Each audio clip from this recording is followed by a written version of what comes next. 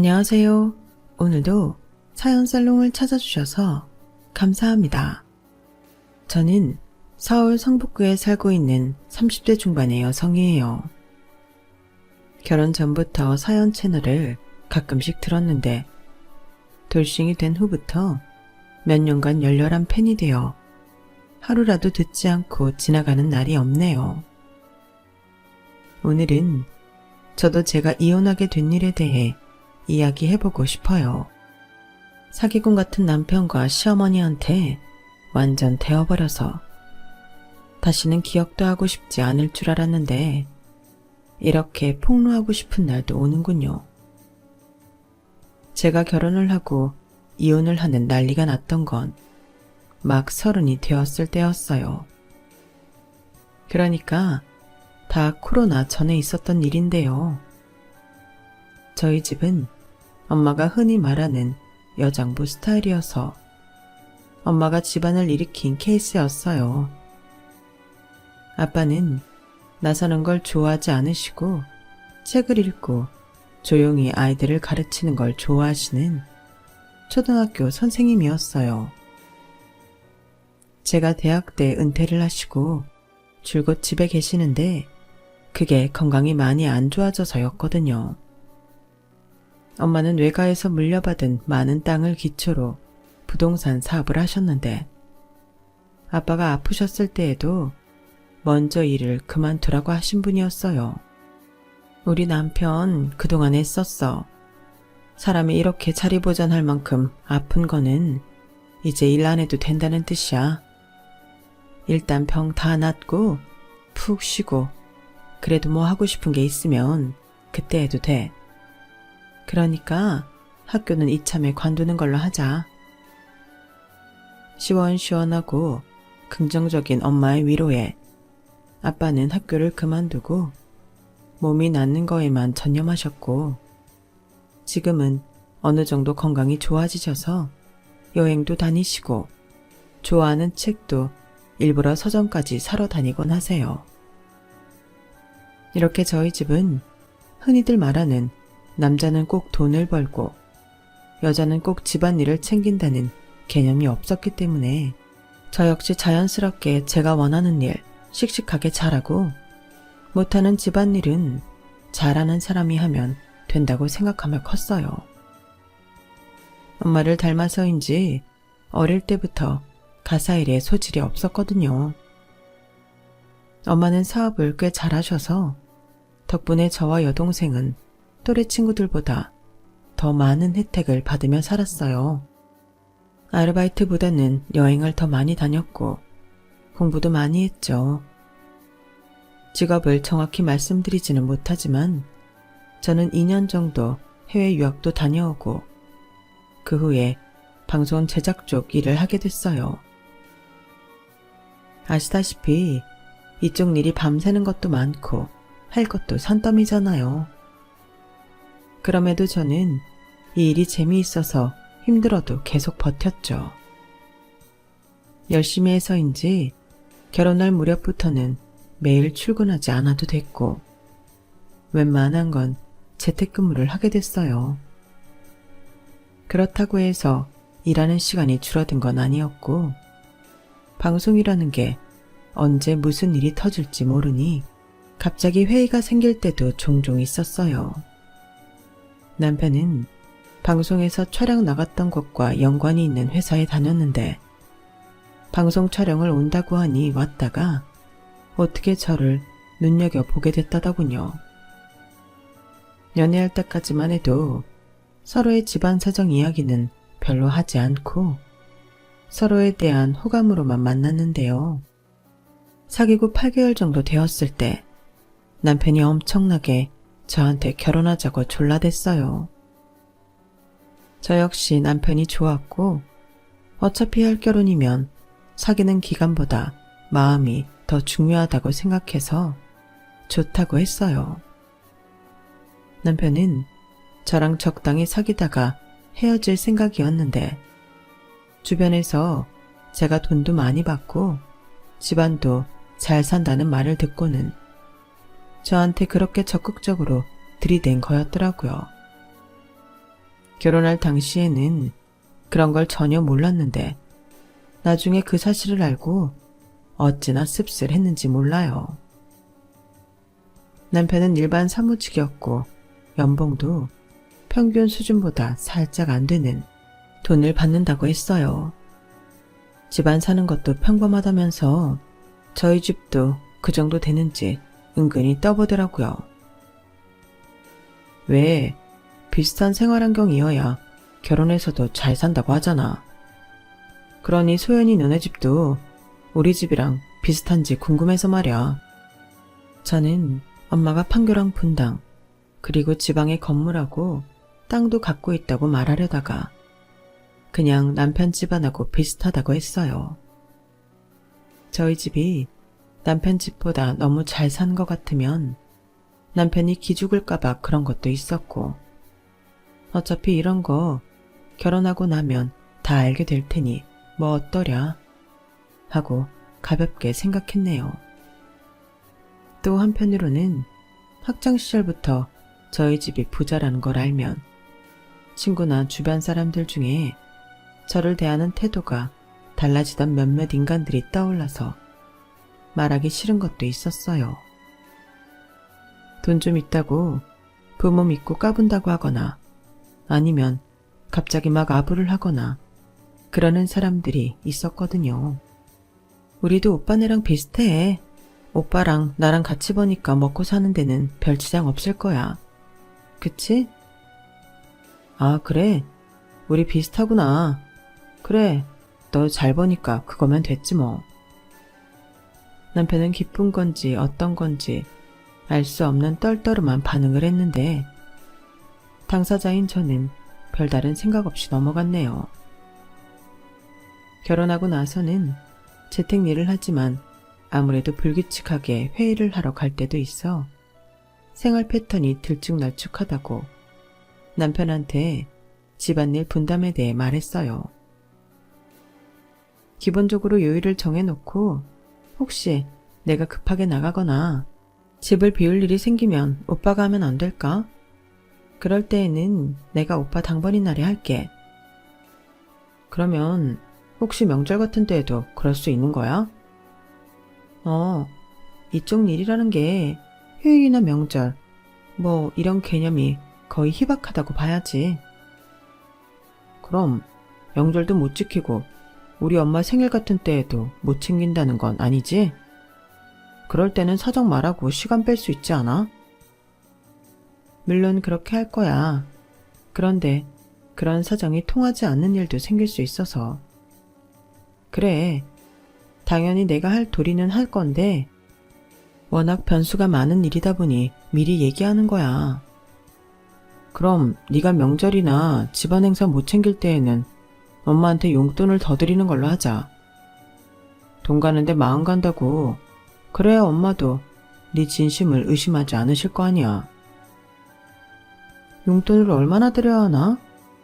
그래도 그걸로 내 마음 알아주신다면 그것도 방법이기는 하겠네. 네가 성의를 보이면 엄마도 좋아하실 거야. 그렇게 이야기가 시작되었고 저는 신혼생활에 적응하며 일을 하느라 정신이 하나도 없었어요. 친정에 제대로 전화도 못할 만큼요. 그러는 와중에 시어머니가 전화해서 이것저것 간섭했지만 그것도 크게 신경 쓰지 못했어요. 너 우리 민수 반찬은 끼니마다 다른 거 올리는 거냐? 우리 민수 반찬 한 번 먹은 거 다시 안 먹는다. 꼭 끼마다 다른 반찬 놔야 된다.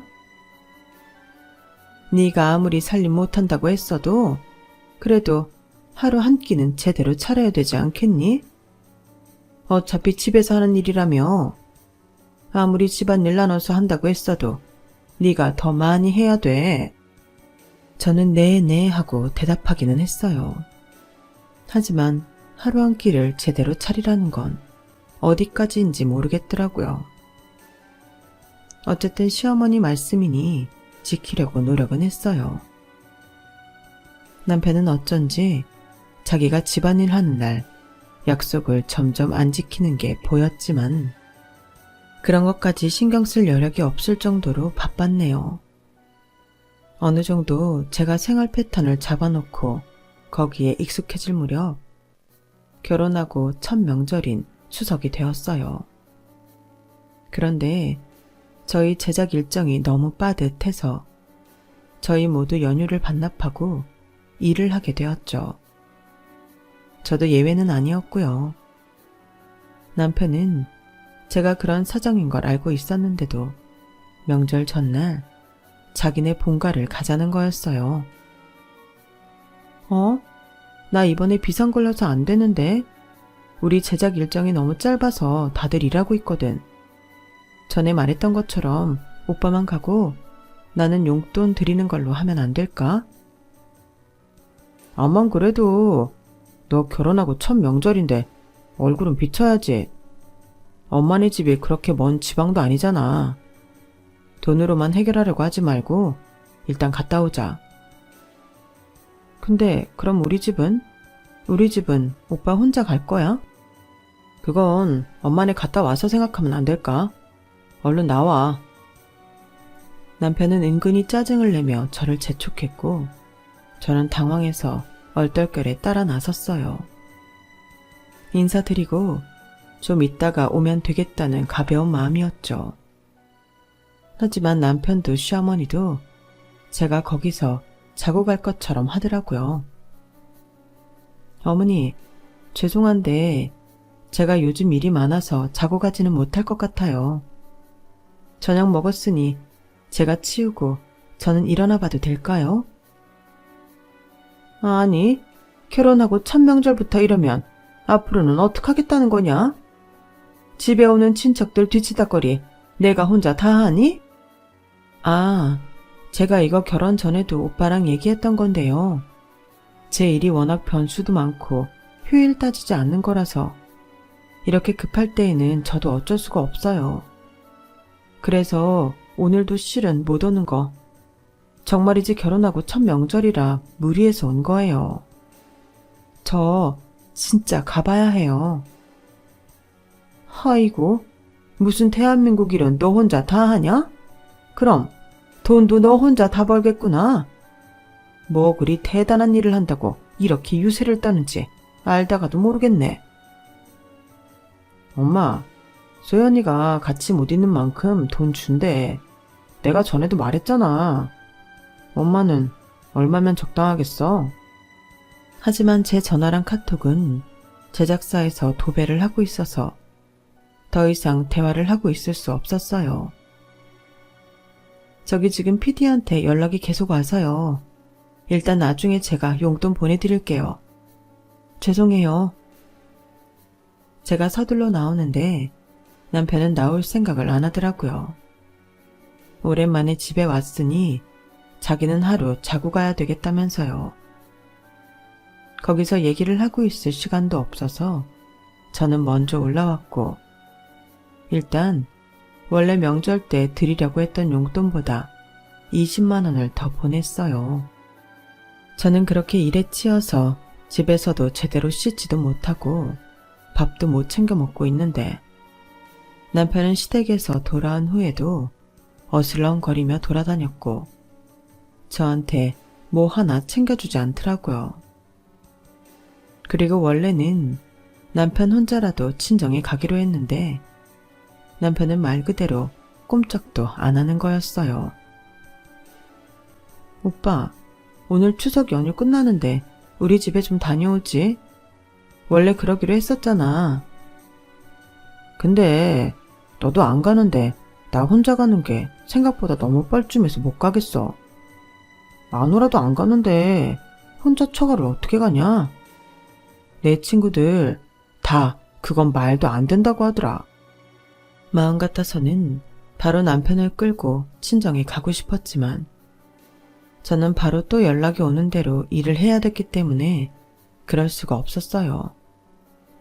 결국 저는 엄마 아빠와 통화로 미안하다고 했고 남편도 전화로 대충 못 가서 죄송하다고 성의 없이 말한 후 명절을 끝냈네요.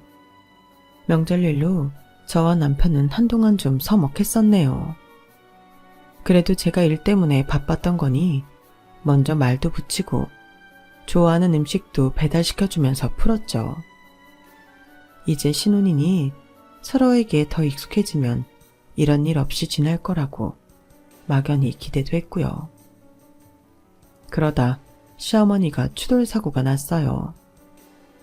이제 나이가 들어서 운전을 안 한다고 했는데 친구네 놀러 나간다고 오랜만에 차를 끌고 나섰다가 앞차와 살짝 부딪혔다고 했어요.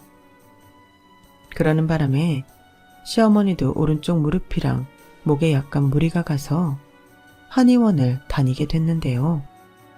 시어머니는 자기 혼자 병원 못 간다고 계속 우는 소리를 했어요. 원래는 우리 민수가 데려가 주고 그랬는데 민수도 바쁘잖니. 너는 집에서 일하니까 나 한의원 가는 거는 같이 가줄 수 있잖아. 암만 일 때문이라도 아픈 시엠이 혼자 치료받으러 다니라고 그럴 거는 아니지? 아니라고 믿는다. 네, 제가 갈 수 있으면 가야죠. 시간 조정 잘해볼게요. 그렇게 저는 시어머니가 한의원에 갈 때마다 경기도에 있는 시댁에 가서 시어머니를 태우고 나와 강남에 있는 한의원까지 같이 갔다가 다시 집까지 모셔다 드렸어요. 굳이 강남에 있는 한의원에 다녀야겠다고 하셔서 어쩔 수 없었어요. 그렇게 일주일에 3번씩 2달을 하는데 힘들기는 했지만 남편도 좋아하고 시어머니도 전처럼 저를 달달 볶지 않는 것 같아 그것만으로도 만족하고 있었어요. 그러다가 한 번은 제가 일을 넘겨야 하는 일정을 바꿀 수 없어서 어쩔 수 없이 남편한테 연락을 했어요. 오빠, 나 오늘은 진짜 어머니 모시고 한의원 못 갈 것 같은데 오늘은 오빠가 어머니랑 다녀오면 안 돼? 나 지금 회의 들어가 봐야 되는데 나라고 회사 일정이 없겠냐? 이렇게 갑자기 말하면 나도 대처를 못하지. 오빠가 툴툴거리며 전화를 끊길래 저는 이번만은 같이 못 간다고 시어머니한테 연락을 했어요. 오늘만 혼자 가시라고요. 그랬더니 시어머니가 이렇게 말을 하는 거였어요. 나 혼자 경기도에서 서울 강남까지 가라니. 네가 대체 얼마나 대단한 일을 하길래 시애미도 내팽개치고 일을 하겠다는 거야. 그깟 거 하루 빠진다고 너 몇 푼 버는 거에서 얼마나 깎인다고? 원참 마음에 안 드는 게 한두 가지가 아니네. 어머니, 제 월급만 깎이면 모르겠는데 제때에 영상이 완성돼야 해요. 여러 사람 밥줄이 걸려있거든요. 잘났다. 너 대단해. 그럼 오늘도 나 20만 원 주는 거냐? 네? 20만 원이라뇨? 그게 무슨 말씀이세요? 너 명절 때 집에서 못 자고 간다고 용돈 20만 원 더 줬잖아. 이런 일에도 적용이 돼야 맞는 거 아니니?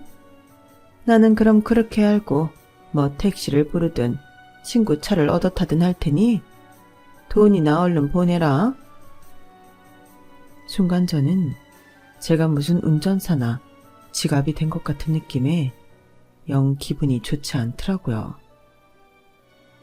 저는 제가 좋아하고 잘하는 일을 하며 보람을 느끼는 건데 그걸 한다고 왜 돈을 줘야 하고 저런 말을 들어야 하는지 점점 억울한 마음이 생기더라고요.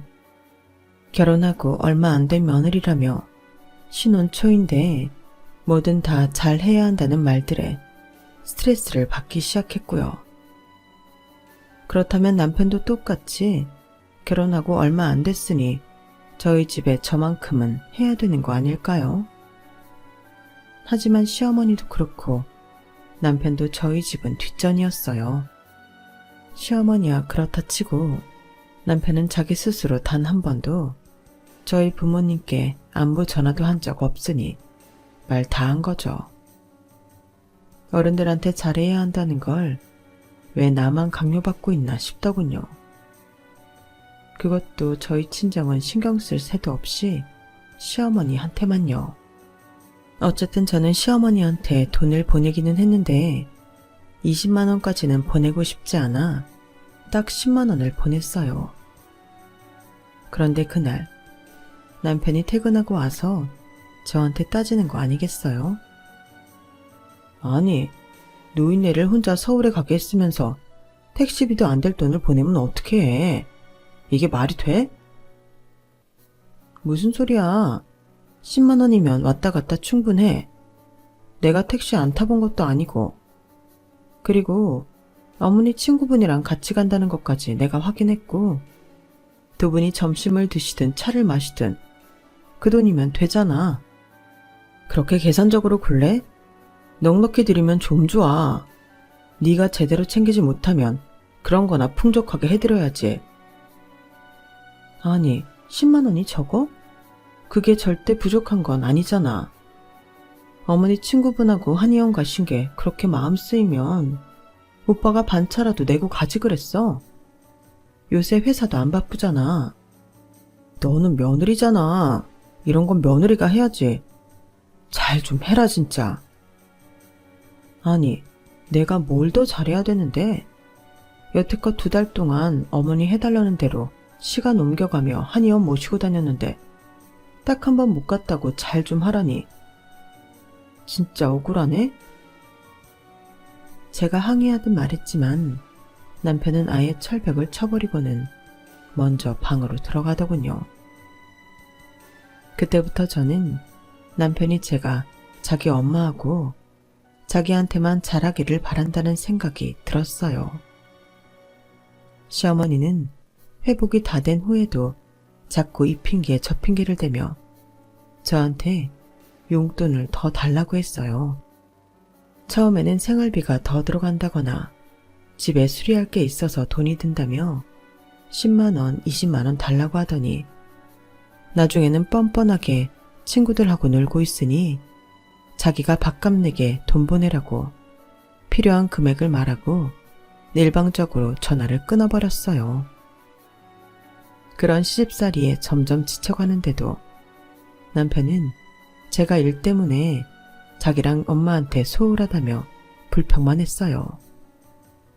그러다가 엄마가 오랫동안 지은 고급 빌라가 준공이 떨어지면서 입주 계약이 차근차근 되어간다는 기쁜 소식을 들었어요. 이래저래 법이 바뀌고 또 바뀌어서 좀 속을 썩였던 때였거든요. 엄마는 그러면서 사무실도 좀 더 넓은 곳으로 옮기셨어요. 그게 엄마 생신 바로 다음 날이어서 저는 남편한테 사무실 이전이랑 겸해서 엄마 생신 축하를 해드리자고 했어요. 그랬더니 남편이 심드렁하게 말하더라고요. 그래, 네가 알아서 하고 나도 축하한다고 전해드려. 오빠는 아무것도 안 한다고? 축하도 나보고 전하라고? 우리 결혼하고 엄마 처음 맞으시는 생신인데다 사무실도 확장 이전하는데? 나보고는 결혼하고 처음 하는 거라고. 시댁에서 있는 행사며 어머니 일이며 얼마나 많이 챙기겠어. 그런데 오빠는 나한테 다 맡긴다고? 이게 말이 돼? 아, 알았어. 뭘 그렇게 네가 우리 집을 많이 챙겼다고 이럴 때마다 네가 돈 좀 쓴 거 티내냐? 알았어. 나도 간다고. 라며 오히려 짜증을 내는 거 아니겠어요. 어이가 없었지만 그래도 엄마 축하하는 자리에 같이 간다니 일단은 넘어갔죠. 근데 바로 다음날 와서 못 간다는 거였어요. 시어머니 때문에 안 된다는 거였어요. 엄마가 저번 교통사고 난 것 때문에 밤에 자꾸 몸이 쑤신대. 한의원에서 그만 다니라고 했어도 더 다녔어야 되는 거 아니냐며. 자기 밤에 아프니까 와서 좀 봐달라고 하시네. 그럼 오후에 반차 내고 들렀다가 가. 그러면 되잖아. 나 그날 휴가 내고 엄마랑 하루 종일 있을 거야. 뭐? 밤에만 아프시다며 왜 하루 종일 어머니랑 있겠다는 거야? 엄마가 네가 장모님 사무실 이전이랑 생신 때문에 축하하러 간다니까 소외감 느낀다잖아. 나라도 같이 있어달라는데 아들이 돼서 며느리랑 같이 외롭다는 엄마 두고 좋은 자리 가야겠냐? 그건 좀 아니지. 와, 진짜 핑계 한 번 신박하게 된다. 그냥 가기 싫으면 가기 싫다고 하던가. 진짜 듣도 보도 못한 변명을 들으니 할 말이 없어지네. 이러면서 나한테만 시댁에 잘하라고 강요하지? 오빠는 우리 집에 반이 반도 안 하면서. 야, 시댁하고 처가하고 같냐? 같아? 나도 다음부터는 좋은 일에 참석하도록 노력할게. 이번만은 어렵겠어. 엄마 마음 힘든데 두고 갈 수는 없잖아. 같은 말을 반복하는 싸움을 몇 차례 하다가 결국 저는 질려서 두 손 두 발 다 들었어요. 저 혼자 가기로 한 거죠. 부모님은 저한테는 별말 안 하셨지만 남편이 오지 않은 걸 섭섭해하시는 티가 역력했어요. 엄마, 아빠, 미안. 결혼하고 보니 생각보다 다른 게 너무 많네. 저는 길게 말하지 않았는데 부모님은 대충 눈치를 채셨는지 저한테 뭐든 원하는 대로 하라고 하시더라고요. 마치 이혼을 해도 별 말씀 안 하시겠다는 것처럼요. 하지만 그때까지 저는 이혼을 생각하지는 않았어요. 결혼한 지 얼마 되지도 않았고 살면서 서로 맞춰가고 고쳐갈 수 있다고 믿고 있었거든요. 사실 이혼이라는 거 쉽게 결정할 수 있는 게 아니잖아요. 그렇게 2주쯤 시간이 지났는데 시어머니가 저더러 급하게 할 말이 있다며 집으로 저를 불렀어요. 하도 중요한 일이라고 난리를 쳐서 부랴부랴 갔더니 정말 기막힌 말을 하는 거였어요. 내가 원래 교회 다녀서 돌아가신 분들 챙기는 걸 안 했잖냐. 근데 사주를 보니까 나는 교회 다니는 것보다 절에 다니며 조상들 섬기는 게 훨씬 편하게 산다더구나. 그래서 이제부터 네 시아버지, 그리고 시할머니, 시할아버지, 또 혼자 살다 돌아가신 네 시고모까지 제사를 지내려고 한다. 그리고 가만 보자. 우리가 제사를 많이 지낼수록 복이 들어온다고 해서 외가 돌아가신 분들도 다 해야겠다.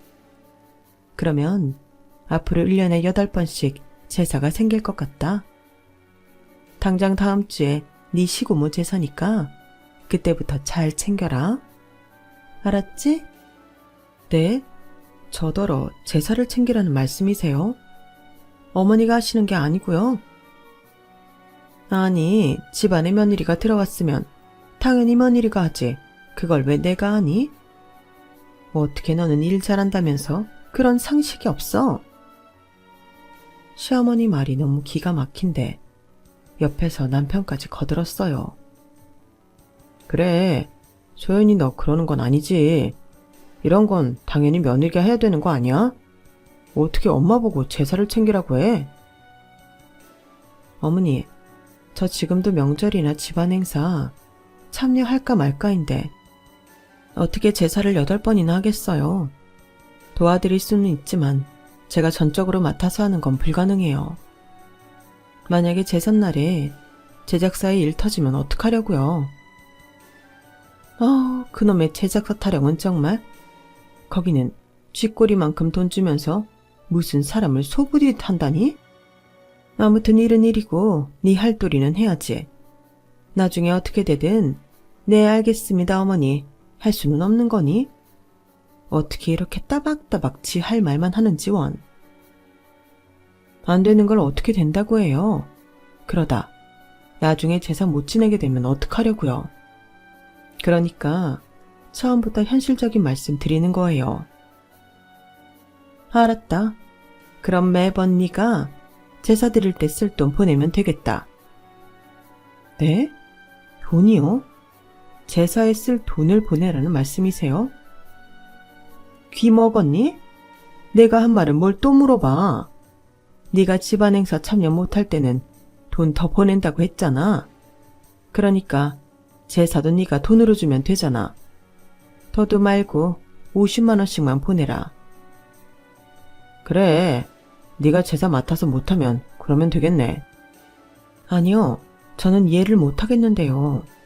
아무리 사주 보는 사람이 종교를 바꾸고 제사를 드리라고 했다고 해도 시고모님 제사까지 드려야 하는지도 의문이고요. 거기다가 오빠 외갓집 제사는 왜 드려야 하는데요? 이러시니까 마치 저를 골탕 먹이시라고 하는 것 같아요. 제 말에 남편은 허리춤에 양손을 얹고 호통을 쳤어요. 너 진짜 이럴래? 골탕이라니. 제사를 많이 모시면 좋다니까 엄마도 머리를 짜내서 생각하신 거잖아. 너 당장 엄마한테 사과해. 어디서 며느리가 이런 말도 안 되는 소리를 하고 있어? 됐다. 내가 얘한테 이런 푸대접 받는 게 어디 하루 이틀이니? 집안 잘 되자고 제사 많이 모시자는 걸 골탕이라니. 아들 뺏긴 것도 서러운데 하나밖에 없는 며느리라는 게 말하는 싸가지 하고는 갑자기 눈물을 찍어내자 남편은 자기 엄마 등을 두드리며 저더러 당장 사과하라고 더 큰 소리를 쳤어요. 아니요. 저는 제가 할 수 있는 말 한 것 같아요. 제가 뭘 그렇게 잘못했나요? 그러면 저희 친정도 오빠가 잘 챙겨야 되지 않나요? 오빠 외갓집까지 챙기라고 하시니 하는 말이에요. 왜 저희 친정은 소홀히 하면서 시댁 쪽 일에만 몰빵하라는 건지 저는 이해가 되지를 않아요. 그리고 제사를 못 모시니까 돈을 50만 원씩 내라는 게 말이 되나요? 아무리 제가 이 집 며느리라지만 1년이면 400만 원씩 그렇게 못 들어요. 그럴 돈도 없고요. 맨날 일한다고 바쁘다면서 그것도 못 벌어? 그런 일 왜 하니? 당장 때려치고 우리 민수 내조나 잘 하든가. 저는 여기서 물러나면 안 되겠다고 생각해 끝까지 버텼네요. 그날 이후 남편과 저 사이는 굉장히 안 좋아졌어요. 냉전도 그런 냉전이 없었죠. 전 같으면 제가 먼저 다가가서 화를 풀자고 하고 달래기도 했겠지만 이제는 그럴 생각이 안 들었어요. 그렇게 몇 주쯤 지났는데 회의를 갔다가 밤늦게 집에 오다가 시어머니와 남편이 택시를 타고 아파트 단지 앞에서 내리는 걸 보았네요. 저는 손을 흔들어 인사하려다가 그래 봤자 좋은 소리 못 들을 것 같아 어느 정도 거리를 두고 뒤따라갔어요. 제가 뒤에 있는 걸 전혀 모르는 두 사람은 정말 제 귀를 의심할 만한 말을 하더군요. 아니 근데 소연이 걔 아주 쇠고집이다. 이 정도 하면 돈 내놓을 줄 알았는데 전혀 아니네. 너는 돈 많은 집 딸이라더니 그 집은 돈 있는지도 모르겠고 쟤도 얼마 잘 벌지도 못하는 것 같잖아. 어쩌다 저런 애를 잡은 거야? 사람들이 걔네 집 부자라고 하더라고. 엄마가 수단이 좋아서 부동산 잘한다고. 그 말만 믿고 뒷조사 안 한 게 실수지. 부동산 요새 별로다. 이제 집이나 땅 가지고 돈 버는 시대 아니잖냐. 그런 말에 혹하면 어떡하니? 아니 그럼 쟤네 친정에서 빼먹을 돈도 없고 쟤는 저렇게 돈 내놓을 생각도 안 하는데 어떡할 거야? 응? 내가 소연이한테는 혼인신고 했다고 하고 안 했거든. 혹시나 해서 말이야. 그러기를 잘했지. 나 안 그래도 여자 몇 명 봐놨어. 그중에 괜찮은 사람 있어서 쟤랑 정리하고 작전 들어가든지 해야지. 역시 내 아들. 누구 닮아 이렇게 똑똑해. 이번에는 제대로 잘 잡아야 된다. 저렇게 일만 많고 돈 못 버는 애 고르면 안 돼. 걱정 마. 에휴, 제대로 된 마누라 찾기가 이렇게 힘드냐. 잘 될 줄 알았는데. 저는 한동안 제자리에 멈춰서서 움직이지를 못했어요. 정말 너무 큰 충격을 받았거든요.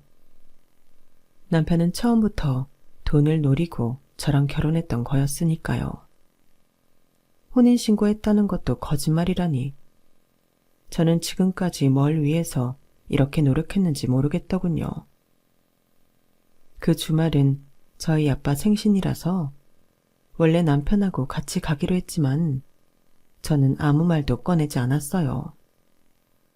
주말, 아빠 생신날이 되자 남편은 저를 노려보며 이렇게 말하는 거였어요. 내가 장인어른 생신에 꼭 안 가도 되지? 너랑 나랑 요새 사이도 안 좋은데 가서 가식적으로 잘 지내는 척 할 자신 없어. 나 그런 거 딱 질색이야. 그러니까 너 혼자 갔다 와. 나는 오늘 엄마가 같이 기차 여행 가자고 해서 그러기로 했으니까. 저는 그날 바로 이혼 변호사를 검색하고 이혼 준비에 들어갔어요. 친정에 가서 부모님과 여동생을 만난 자리에서도 말했고요. 엄마는 제 등을 두드려 주시며 괜찮다고 하시더군요. 인생에 실수도 있는 거고 상처도 있는 거야. 그냥 그게 인생이야. 그러니까 소연아, 너무 속상해하지 말고 이 일도 잘 털고 일어나자. 알았지? 아빠와 여동생도 저를 격려하며 힘을 줘서인지 저는 그만 울음을 터뜨리고 말았네요. 아빠 생신에 가서 축하드린다며 힘을 들이지는 못하고 제가 잔뜩 기운 받고 왔어요. 저는 남편이 기차 여행 간 사이에 집에서 짐을 간단히 챙겨 나와 일단 제작사 가까운 호텔을 잡고 거기서 일을 하며 본격적으로 이혼 준비를 시작했어요. 남편은 제가 일 때문에 바빠서 못 들어온다고 생각한 건지 연락 한 번을 하지 않더라고요. 그러다가 주말이 되니 저한테 연락을 하더라고요. 저는 일단 녹음 기능을 켜놓고 전화를 받았어요. 남편은 전화를 받자마자 소리부터 질렀어요. 야, 너 이제 막 나가냐? 우리 엄마 오늘이 결혼 기념일이야. 지난달에도 말한 것 같은데?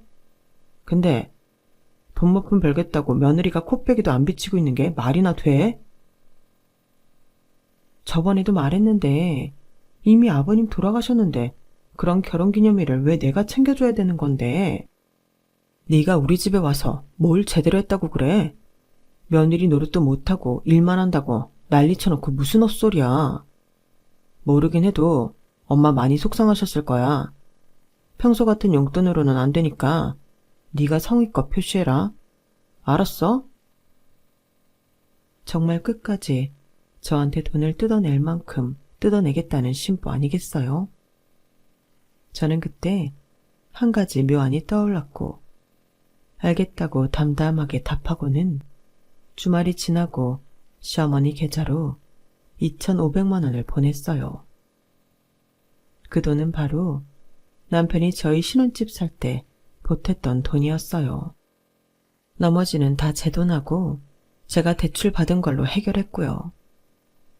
그 돈을 받더니 시어머니는 저한테 전화를 해서 간드러지게 웃으며 난리도 아니더군요. 아니 새아가 이게 웬 돈이냐? 나는 네가 시댁일에 나 몰라라 하는 것 같아서 좀 섭섭했는데 너도 다 생각하는 게 있었구나. 이렇게 기특한 마음을 갖고 있는 줄은 몰랐다. 어디냐? 아직도 일하느라 회사에 있는 거야? 오늘은 같이 얼굴 보면서 저녁이라도 먹자꾸나. 민수랑 집으로 올래? 아니면 밖에서 먹을까? 아니에요. 저는 됐고 오빠랑 드세요. 제가 좀 많이 바빠서요. 어머, 그래도 되겠어? 너 이제 나랑 민수 둘만 있는 것도 질투 안 하네. 이제야 철이 드는구나. 그렇게 시어머니는 웃음꽃이 만발해서 전화를 끊었고 저는 속으로 코웃음을 쳤어요. 그리고 조금 있다가 남편한테서 문자가 오더군요. 엄마한테 2,500만 원 보냈다며. 진작에 좀 그렇게 하지 그랬어.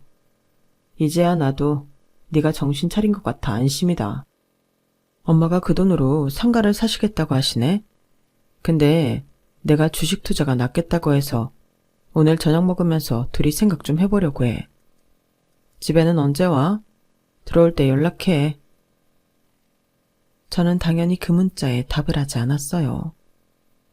이제는 빈말도 하기 싫어졌거든요.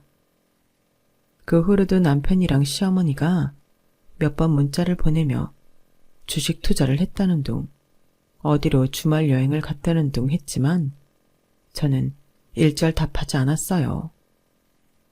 그리고 3주 만에 사실혼 관계 정리에 대한 서류를 보냈죠.